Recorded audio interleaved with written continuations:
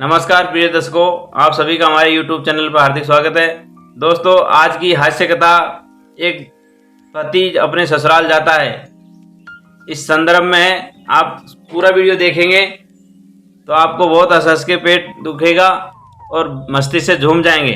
तो दोस्तों, मैं शुरू करता हूँ। अब प्राचीन समय की बात है। एक बार एक पति अपने ससुराल को जाने के लिए तैयार हो रहा था। अब पुराने ज़माने में क्या होता था कि एक आदमी जा रहा है तो वो दूसरे को भी बोल देता है कि चलो भाई वहाँ चलना है, चलोगे क्या। तो उसने अपने मित्र से कहा कि चलो मेरे ससुराल चलना है।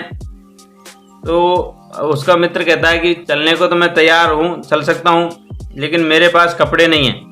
कपड़े अभी धोने पड़ेंगे, सूखेंगे, क्योंकि दोस्तों पहले इसी प्रकार का ज़माना था। एक कपड़ा है, उसी को धोएंगे, सुखाएंगे, प्रेस करेंगे, फिर जाते अन्य गाँव में शादियों में जाते थे। उसने कहा कि कोई बात नहीं, तुम्हारे पास अभी कपड़े नहीं हैं तो मेरे पहन चलो। दोस्तों, मित्र ने उसका कपड़ा पहन लिया और दोनों हंसी खुशी ससुराल चले जाते हैं। शाम को पहुंचते हैं, उनकी खूब खातिरदारी होती है, सेवा होती है। ससुराल वाले पूछते हैं कि बड़े दिनों बाद आए हैं, आपके आने से हमारे घर में खुशी आई है, हमको बड़ा अच्छा लगा। फिर बात ही बात में धीरे से पूछ लेते कि जो आपके ये साथ में हैं ये कौन है। तो दोस्तों, उसने कहा कि ये मेरे बड़े परम मित्र हैं, बहुत अच्छे शानदार दिल के हैं और सीधे साधे आदमी हैं। फिर उनने, वो भोले स्वभाव का आदमी था, वो परिचय आदमी का करा रहा था। साथ में बोल गया कि इन्होंने जो कपड़े पहने ये भी मेरे ही हैं, इनके कपड़े तो गीले हो गए थे, गंदे थे।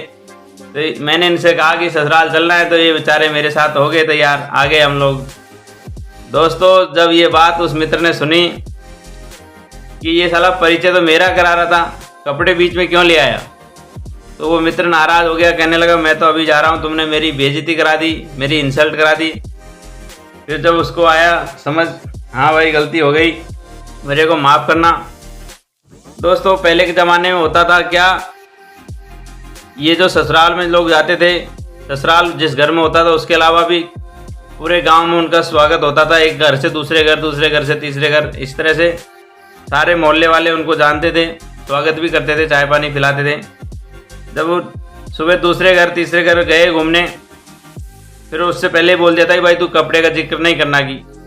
फिर कहा कि चलो अब मैं कपड़े का नाम लूँगा ही नहीं। जब दूसरे घर गए तो वहाँ भी उसकी स्वागत चाकरी हुई। फिर पूछा कि और कैसे हैं, कुशल मंगल हैं, सब कुछ। फिर बात ही बात में धीमे से पूछ लेते कि आपके साथ में जो हैं ये कौन है।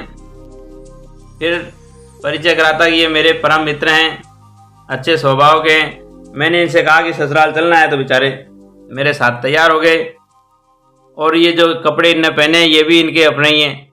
जब ये बात सुनी तो ससुराल में जो लोग थे, गाँव वाले, बड़े दंग रह गए कि भाई इसमें कौन सी बड़ी बात है, कपड़े तो सबके अपने ही होते हैं।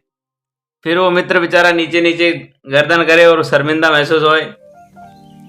फिर उसको दोबारा समझाया कि तुमको परिचय मेरा कराना है, कपड़ों का कराना है। फिर कहा कि यार मैंने तो यही बोला है कि तुम्हारे ही कपड़े हैं, तो ये बोलने की क्या जरूरत है, ये तो बिल्कुल कटु सत्य है, इसमें बोलने की वाली बात ही क्या है। लेकिन दोस्तों, ये हास्य कथा थी, इसलिए इसमें मनोरंजन के लिए ही ऐसा बनाया गया है। फिर 2-3 घर छोड़ के फिर ये दूसरी जगह गए, चाय पानी पीने बैठ गए मिलने के लिए। वहाँ जा कर के उनसे पहले ही बोल दिया कि अब की बार ऐसा कुछ नहीं होना चाहिए जो मुझे शर्मिंदा होना पड़े, कि हाँ चलो भाई अब बिल्कुल नहीं बोलूँगा। तो दोस्तों, वही हाल चाल हुआ।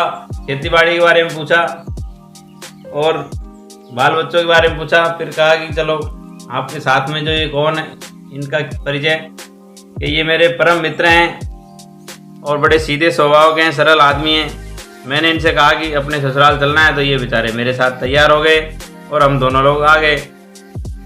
फिर दोस्तों, उसके तो पता नहीं आदत में पड़ा हुआ था, उसका दोस्त का परिचय करा रहे थे, साथ में ही बोलने लगे कि इनने जो ये कपड़े पहने इनके बारे में तो आप पूछो ही नहीं।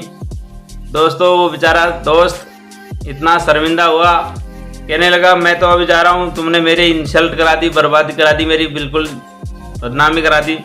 आप बात बात में कपड़े, बात बात में कपड़े, बात बात में कपड़े।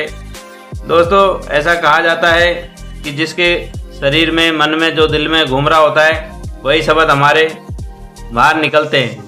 इसीलिए कहा जाता है कि यदि आपकी सोच अंदर से अच्छी है, अंदर से विचार अच्छे हैं, तो आपके मन से बाहर जो निकलेगा वो भी पवित्र वाणी ही निकलेगी।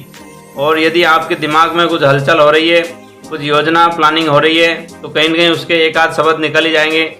जैसे इसने बार बार वही कपड़े का जिक्र किया तीनों जगह। तो दोस्तों, अपने अंदर को, अपने विवेक को, अपने दिल को, दिमाग को ऐसे शब्दों से भरो, पवित्र वाणी से भरो, ताकि जो बाहर निकले तो बिल्कुल परम ज्ञान निकले, परमात्मा का सद्वाणी निकले, सदगुरु की वाणी निकले। तो दोस्तों, आगे इसमें कहते हैं कि निराकार हूँ ना मैं साकार हूँ, भक्त की भावना से सदाकार हूँ मैं। भगवान कहते हैं कि जिस दृष्टि से भक्त मुझे देखता है, उसको मैं उसी दृष्टि में दिख जाता हूँ। जैसे कुछ लोग ऐसे होते हैं जो परोपकार की भावना रखते हैं, तो भगवान उस आदमी को परोपकार में ही मिल जाता है। जैसे कुछ लोग आप देखते हैं प्याऊ लगवाते हैं, अन्न क्षेत्र चलवाते हैं, कभी कभी पैदल यात्रियों के लिए सेवा करवाते हैं। तो कहते हैं नर के अंदर ही नारायण होता है और उसको उसी रूप में भगवान मिल जाता है। कुछ लोग सोचते हैं कि पैसे के अंदर भगवान है। भगवान हर चीज़ में बैठा हुआ है, ये गीता में पहले ही कहा गया है। बीज के अंदर भी भगवान है, हर महीने में, हर पर्वत में, सब जगह भगवान ने अपने को सूक्ष्म रूप में रखा हुआ है। तो दोस्तों, भगवान सब जगह होते हैं। इस वीडियो में इतना ही दोस्तों। सभी को राधे राधे, हरि ओम।